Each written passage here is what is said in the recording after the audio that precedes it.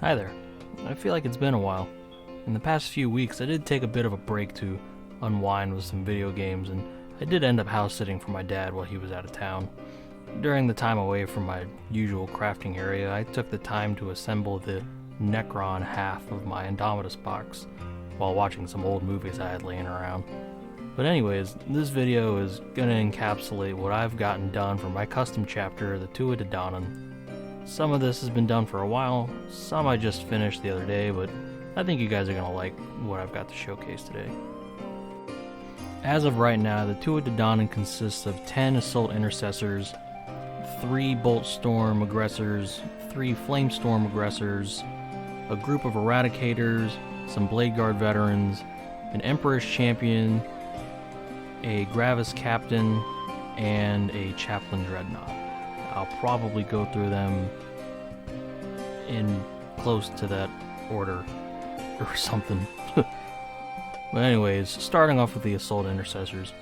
Now for the Assault Intercessors, I've divided them into 2 major groups, built by the book and customized posing. The first Assault Intercessors you see are the default models, and the next 5 you see are going to be my modified models. While individually they may vary, their varied appearance is what I was going for.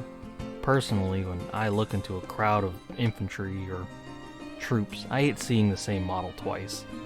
Now, I understand with some armies like guards and Tyranids, you can only do so much, but with a low model count in this particular army, I wanted to vary what I could, where I could. Next up, the Aggressors. While I'm not a huge fan of most Primaris, especially the Vanguard ones, Jesus, it's fucking awful. But I'm absolutely in love with the Aggressors. To me, they have cool models, great stats, and are generally not to be fucked with at any range. They really give me the feeling of a lumbering mountain of steel that I absolutely love, while being deceptively fast as well due to their assault weapons. Here I've got 3 modeled with Flamestorm gauntlets and 3 modeled with Bolt Storms. I had trouble deciding which one I want, so I just went with both. A few notes though, you'll see that I've modified the Bolt Storm models with 3D printed gun barrels. This is a mod I found on Thingiverse, and honestly it just makes the Bolt Storm gauntlets look even more menacing. Something about the single barrel of the original Bolt Storm gauntlet model, compared to the amount of shots it puts out, really throws me off. Now, for the Flamestorm Aggressors, I mounted a flaming brazier to the top of the Sergeant. I'm not sure how much I like this at the moment, but I wanted some kind of fiery ornament for the Flamestorm guys. I'm leaving it on for now, but I've got until priming to decide if I want to rip it off and sand it smooth, I guess. I don't know, we'll see what happens. Next, the Eradicators. The ones you see here were the stars of my previous video, where I showed how to do a simple mod to rid the Eradicators from that stupid ass top handle found on top of the melter rifle. I was previously worried about them looking too bland, but with a few Tuatha De Danann charms and an ornament for the Sergeant I stole from an assault, what's the fucking thing called? The Jump Pack Boys, damn it. Whatever. I stole an ornament from him, and I think they're coming along nicely. I've ordered some plastic purity seals, and they should be coming in early next week, so everyone, including the Eradicators, will be getting a bit more sprucing up before the priming. I tried resin printing some purity seals in the past, and they look okay, I guess. Something about the plastic purity seals just look much better, and doesn't quite look right in resin. I don't have blind Games Workshop loyalty, but unless I can help it, I'll probably stick to the purity seals whenever possible. They should just honestly make a box of them like they did for the skulls. They sell like hotcakes, man. Or maybe they did and I just came into this hobby too late. I don't know.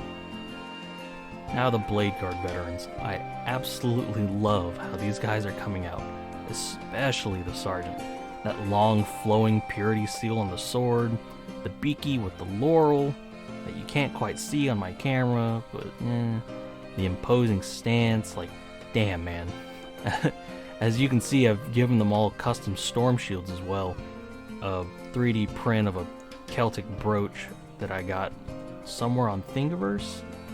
Past me, or future me will put it into editing on the screen somewhere. While this meant I had to scratch build them some new left arms to be compatible with the new shields, I really think it helps the Celtic theme.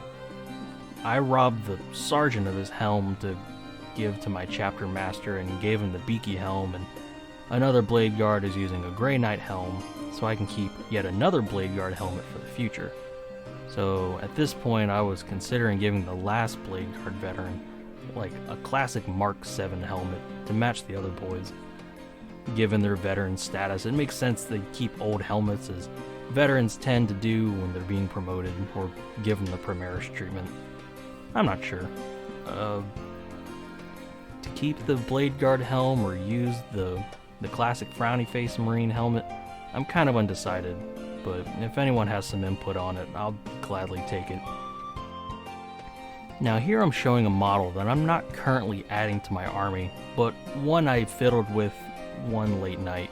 He's modeled after the famous Lugh of Celtic myth, known for his myriad of magical weapons and for generally being a charismatic and powerful little rascal.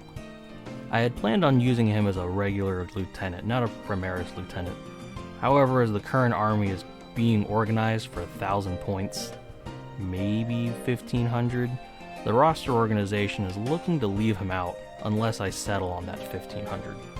Even so, I'd have to take some units to fill another detachment, with one of my current HQs moving over with him to fill it out. We'll have to see how things work out, although I'd love to use him.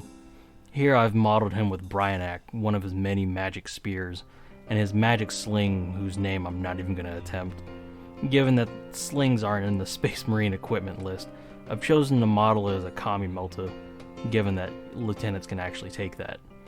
According to an old poem, it was this sling that pierced the eye of Balor, king of the Fomorians, and Lugh's grandfather.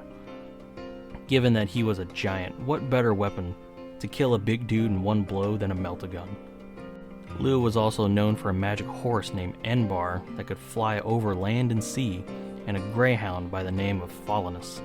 While I wanted to use Enbar as a bike and make Lugh a lieutenant on bike, Games Workshop relegated that to Warhammer Legends, so I decided to sticky tack a jump pack on him instead for now. That would allow him to go over land and sea, but it kinda loses the spirit of a magic mount. Maybe I'll model him on a bike, but just say he's on a jump pack, or make a custom bike with big old jet thrusters, or a cloud, or wings, or some shit. Anybody who have a problem with it could just get over it, I fucking guess. As for the dog, I wouldn't even try it. I would just 3D print a Greyhound. Although, the one I had my eye on needed to be reposed from the default standing position. It might make a good video showing you guys how to adjust posing in Blender. If that sounds like something interesting, let me know. Side note, but every time I look at this model, I'm reminded of Total Recall, the old movie with Arnold Schwarzenegger, because I was watching it while I was building this, and I gotta say, it's still pretty damn good. Something about Arnold Schwarzenegger action movies just sing all the right notes to me. Even against modern standards, I'd give it 3 out of 3 tits. Before we move on to the other HQ units, which I'm super excited about, I wanted to show you guys this objective marker I made out of some spare parts some late night a few weeks ago. Here, a lone lamenter clutches onto a dud grenade in death, forcibly removed from his lower half. Now, there could be any narrative reason to get his corpse. Maybe his gene seed, or maybe he had some intel sitting in his back pocket or whatever. But honestly, I'd build it just for the fuck of it. Using a bunch of spare parts from an old Space Marine buyout from a friend, I put this together in less than an hour. Sometimes in these big projects, it's nice to just have a bit of a palate cleanser. Also, don't mistake this as me bullying the Lamenters just for fun. The Lamenters are one of my favorite official chapters, and definitely my favorite Blood Angel successors. Hell, for Kill Team, my first team was Deathwatch, and you bet your ass a Lamenter carries my Inferno Heavy Bolter. He often butts heads with Minotaur Marine, holding the Deathwatch frag cannon. Yeah, I'm an asshole. I also made a Lamenter's Kill Team out of Intercessor and Reaver easy to build kits for friends whenever they wanted to play Kill Team. While not very impressive in Kill Team, one Reaver has a knack for marksmanship with his shitty bolt pistol. You put a bolt pistol round straight through a Necron Immortal leader at the edge of its range, through a concrete wall, and kill him in one shot, even with reanimation protocols. My Necron playing friend is still salty about it, and she looks at him with caution now. But anyways, for those we cherish, we die in glory. Now guys, the first of my HQ units, the Chaplain Dreadnought. I knew I wanted a chaplain in this army, but a regular chaplain just isn't, mecha enough for me. Given that I double-checked everything 3 times over to make sure the chaplain isn't a Legends unit, I knew I had to make one. And no, I don't have an aversion to Legends units. I just want to make sure that if I play a pickup game in the future, there won't be any problems with my roster. That being said, I got 3 Dreadnoughts from when my friend was exiting the hobby, and he sold me his Marines. On one of those Dreadnoughts, I did some really unspeakable things to it. I'm sorry, Nathan, but the other 2 are perfectly untouched by my chaotic hands. I had planned on making one into a Chaplain Dread with some conversion work, but I wanted to flex my skills a bit and try this Chaplain Dreadnought I found on Thingiverse. I usually don't print really big things like this, so this was a bit of a challenge. I didn't like the plasma cannon it came with either, so I spliced the plasma cannon arm with a new plasma gun that I found on Thingiverse as well, and I think it came out really well. The other arm is inspired by a Blood Angels Librarian Dreadnought, but as said by the file publisher, it wasn't tested. It was a bit finicky to get parts to match up right, and in the end I printed the wrong shoulder for it to attach to, but I don't want to set everything back up just to print one damn thing. I usually wait till I can fill a build plate before printing, but fuck it, I ain't gonna deal with it. It's good enough. Lore-wise, he takes the name of the Celtic god Dagda, or the Dagda. I've also heard it pronounced the Dada. Who knows? I'm gonna go with Dagda, because that's how I first heard it. Now wait a minute, wasn't the Dagda a god of druids, known for his wisdom, fertility, and generally being a good father figure kind of guy, despite the affairs? Well, yes. Even his name roughly translates to the good god. So why is he a chaplain and not a librarian? Well, being that I use Black Templar rules, I'm restricted to the requirement that Black Templars don't use librarians in combat. This leaves the role of druid as less magic man and more wise man, and chaplains fulfill the role of spiritual leaders within Space Marine chapters. Dreadnoughts in particular are also valued for their wisdom, mainly for being alive a lot longer than a regular Space Marine is. All of this culminates to a role that a Chaplain Dreadnought fills pretty well, actually.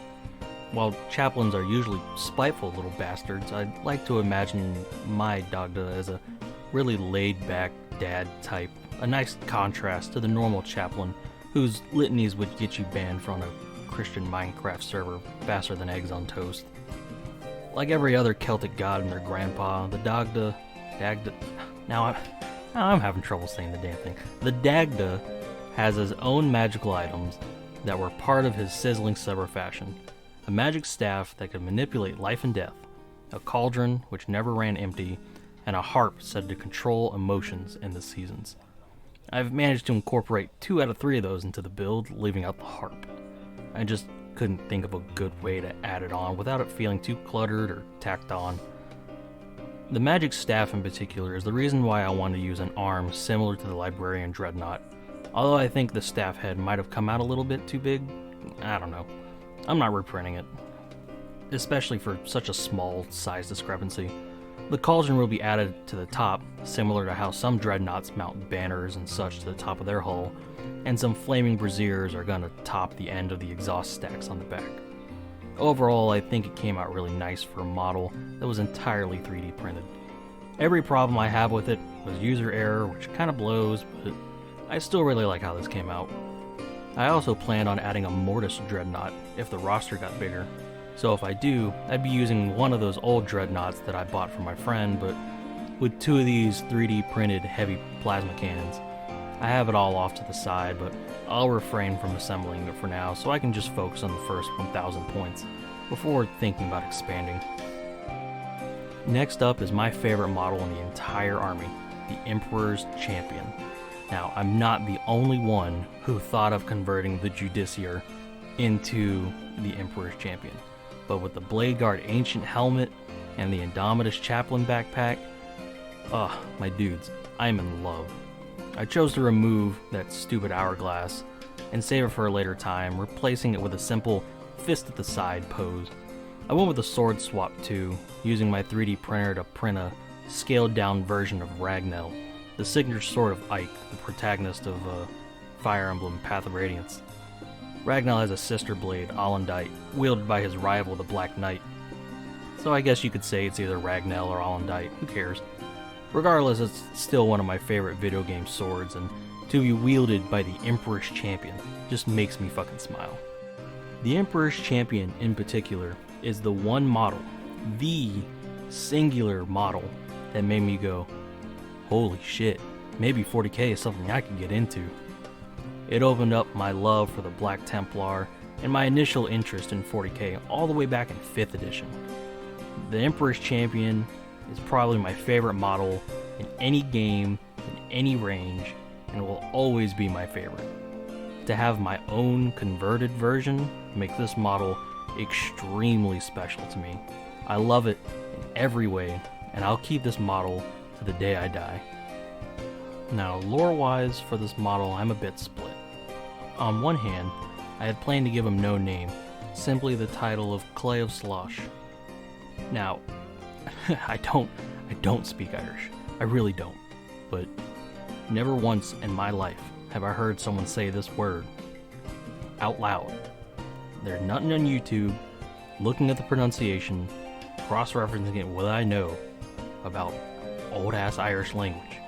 Like, I know you don't just read it as Claim Salice or Claim Salas. I know that. But I don't have that Irish accent to do it right, so you're just gonna have to bear with me. I'm gonna say it as Clave Salash. If it's wrong, please correct me, but that's what I'm gonna do. Anyways, Clave Salash was one of the 4 great treasures of the Tuatha De Danann in Celtic myth, and it was the Sword of Light wielded by Nuda himself. For it to be a title and not a physical sword gives me a very cool vibe, like the title of the Black Knight.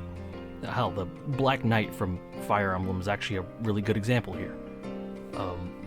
An unparalleled general feared across the land, a mysterious figure no one knows, only taking commands from the sadistic warfaring king of the Kingdom of Dain.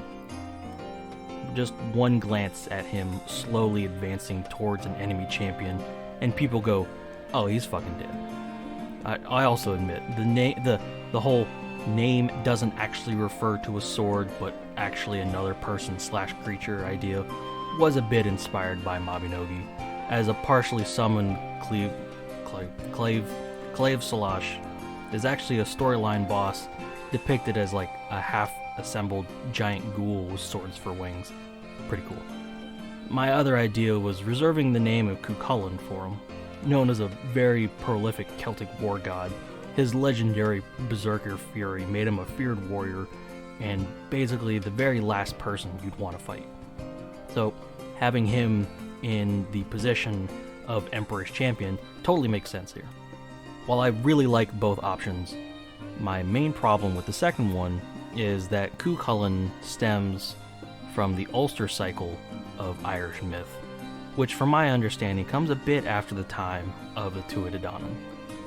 While I left my pool of influences broad to account for these kind of situations, and the notoriety of Cuchulainn helps reinforce the raw power of this unit, I find myself leaning towards the mystery of the title, an unrivaled master of the blade capable of challenging even the most fearsome monsters to single combat and emerging victorious, a lone knight who can cut swaths of the Emperor's foes down effortlessly, a man who follows his king's order, not out of fear or duty, but mutual respect. Even Nuda, king of Tara and living scion of the Emperor's will, dare not raise his blade against him. Who is this man? Where did he come from? How fearsome must he be to be the personal sword of King Nuda himself? That, my friends, is Clave Salash, or however the fuck you pronounce it. like seriously, I'm completely fucking lost. Please, somebody on YouTube with proper know-how of this fucking weird-ass language, just say this name like once into a microphone and put it on the internet. Please. I'll give you like $5. Just please. Speaking of King Nuda, he's finally here for his big reveal, and man, I am so excited to finally show him to you guys. His base model is the Imperial Fist character Tuatha De Danann, with the usual Tuatha De Danann accoutrements and a Bladeguard Veteran helmet. He's also been given an animal pelt made out of green stuff. Finally, the miniature shrine on his back is adorned with resin-printed candles blended with some green stuff, highlighting a single sheathed sword, only being drawn in the most dire of battles. This is the Sword of Nemid, the founder of this chapter, which functions both as Nuda's Iron Halo and his master-crafted relic blade, since function-wise he's a Gravis captain. His last name, Ergetlam, roughly translates to the Silver Hand, and his extra-large power fist here perfectly encapsulates that reputation. There isn't much else to say here, man. Like, look at him. Like, holy shit, I love everything about this model. One look, one glance at this dude, and you know he's in charge. One thing I do have planned for both him and the previous model is that his cape and the previous model's robes, I'm gonna regret doing this, but I'm gonna try a full tartan, which I'm both nervous and excited to do, because man, I can't do a straight line for the life of me, but I'm gonna give it a try. So yeah, that's the core 1,000 points of the Tuatha De Danann, or at least the majority of it out of the way. For bases, I plan on doing just some standard grassland fields. I don't really like when Games Workshop does these standard dirt field bases, especially for, you know, everything, but I feel like for these guys and the fact that I'm trying to emulate, you know, Space Ireland, having some nice tall grasslands for them to be standing in is kind of fitting. Here I'm just basing each model with a little bit of PVA glue or Mod Podge, same thing, and I'm sprinkling some sand on it after putting a few bits of this old clay kitty litter that I've had for quite some time now. I think I'm going to hold off on the priming until after I get those purity seals in the mail. Maybe, you know, tidy them up, neaten them up a little bit, and one final little fluffing of these guys to, I don't know, make them look a little nicer. I want them to look as nice as possible, obviously, but you can only go so far before you just, you know, absolutely fuck things up with too much stuff stapled to it, so we'll see what happens. At the time of this recording, well, yesterday, I guess, Games Workshop announced for 9th edition that all of the Firstborn Marines and other various Marine types are going to be receiving a buff to their wound stat. This, of course, makes the mechanical difference between regular Space Marines and Primaris Space Marines a bit more muddled, as Primaris used to be able to say, yeah, we have an extra wound and an extra attack. Granted, our war gear isn't as flexible, but it's pretty good, although you're paying more for each model. So, you know, you're giving up some of the flexibility of a Space Marine unit for a little bit more specialization. And I had one of my friends ask me, well, how's this buff going to affect your chapter? And thinking about it, it doesn't really do shit. Even without them having any kind of wounds difference, I still have not only good melee troops thanks to these assault intercessors, which, I mean, come on, thank God. Everything else in this army is still takes full advantage of the tankiness of Gravis or the extra attack. So I'm kind of good there. Granted, this is all just a mechanical look at things. It's kind of a big deal to everybody I've talked to, so I mean, I would still love my army if they could give everybody 1,700 wounds for all I care. I mean, my boys are my boys, so. But mechanically, it's interesting. Well, 9th edition is looking to be some kind of weird, so I'm eager to see how it goes. But that's gonna be it for now. I'm gonna finish up this editing and then wait on those seals to come in, do a little decoration. Hopefully the next time you see these boys, I will go ahead and start painting them, at least the troops. I know for a fact I'm going to be starting on those assault intercessors, just to kind of, well, I mean, I practiced on one intercessor. I'm looking at them on my desk, but I hadn't painted in a while, so I want to get those gears greased up before I start, tackling some important stuff. But now I'm just rambling, so I'm gonna do this editing, and I don't know, maybe I'll go watch another Schwarzenegger movie or something. Guys, I really fucking like Predator. That might be my favorite movie. But yeah, fuck it. I'm gonna go watch Predator.